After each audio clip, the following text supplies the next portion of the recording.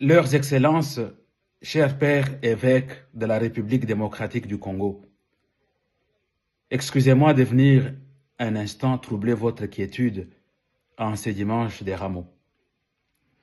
Ce qui m'amène ici, c'est le tollé soulevé dans les médias et sur les réseaux sociaux par les propos tenus par notre archevêque Fulgence Moutéba, président de la SENCO. Je ne viens pas ici ramener tous les débats qui se tiennent aujourd'hui sur les réseaux sociaux et dans les médias. Je viens avec des interrogations qui, à mon avis, méritent votre attention à l'interne. La première interrogation, c'est celle qui consiste à savoir si la SENCO est une grande institution qui a des moyens. Parce que c'est ce que M. Fulgence a affirmé pour répondre à la question qui paye justement les dépenses liées au pacte social, plus particulièrement leur déplacement, leur voyage à l'étranger. La SENCO est une grande institution qui a des moyens, a affirmé notre archevêque. Je constate pourtant que cette SENCO est incapable aujourd'hui de vous convoquer pour une plénière extraordinaire, alors que la situation du pays l'exige, parce qu'elle n'a pas de moyens. Je constate que la SENCO, comme la plupart des institutions ecclésiastiques du Congo, fonctionne avec les aides extérieures. Nos diocèses comptent beaucoup sur les subsides qui viennent de Rome. Les prêtres religieux et religieuses vivent par des projets. Ils font des projets et demandent de l'aide extérieure pour organiser justement le social et la pastorale dans nos diocèses. Des prêtres vivent sans argent, sans moyens. Il y en a qui touchent entre 15 et 20 $, d'autres ne touchent rien du tout, même si j'apprends qu'il y en a qui toucheraient quand même 80 $. Même 80 $, ça reste misérable. La SENCO est incapable de payer les soins médicaux des prêtres malades. La SENCO est incapable de payer les retraites des prêtres âgés, alors que la même SENCO retient à la source un pourcentage sur les subsides que les diocèses reçoivent des Roms. Déjà que les diocèses comptent beaucoup sur ces subsides, mais c'est coupé à la source par la SENCO pour financer les retraites, entre autres, et les assurances maladie. Mais combien de prêtres se font soigner par la SENCO? Ou combien de factures des soins médicaux la SENCO a déjà remboursées aux diocèses? Et combien de prêtres retraités, justement, reçoivent leur rente aujourd'hui? La SENCO est incapable de faire marcher l'institution financière, l'IFOD, l'institution financière pour les œuvres de développement, qui est une institution de l'Église de la SENCO. La SENCO est incapable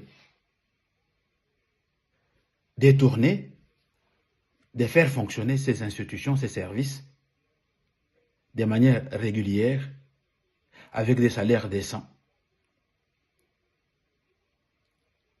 Et vous dites, la SENCO a des moyens. Et je vous laisse cette question, cher père, parce que si, justement, il vous arrive d'avoir les comptes de la SENCO entre vos mains, les rapports financiers, lisez-les très bien attentivement et voyez si vraiment la SENCO a des moyens pour son fonctionnement. Notre archevêque dit aussi que ces dépenses n'étaient pas budgétisées. Dans une organisation sérieuse, une dépense qui n'est pas budgétisée ne peut être faite que moyennant une autorisation express d'une instance supérieure, et dans ces cas, ce serait la plénière des évêques ou les comités permanents. J'ai essayé d'y voir un peu plus clair, j'ai fouillé dans les statuts et les règlements d'ordre intérieur. Ces documents fondamentaux restent muets sur cette question. Qui peut autoriser une dépense extraordinaire qui n'était pas budgétisée? C'est vrai, dans le règlement d'ordre intérieur, il est dit à l'article 8,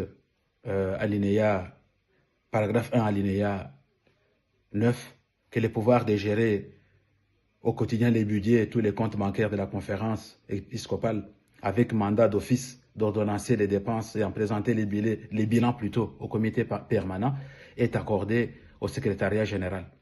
Il y a même l'existence d'un service de comptabilité qui est appelé à constituer, à faire les bilans et à faire les budgets, à contrôler justement les comptes.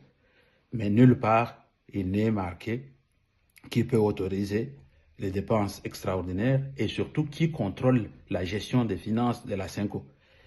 Une instance extérieure, dans une organisation comme la Cenco, il faut qu'il y ait une instance extraordinaire qui contrôle la gestion, sinon toute la liberté est laissée au secrétariat général pour faire n'importe quoi avec les finances.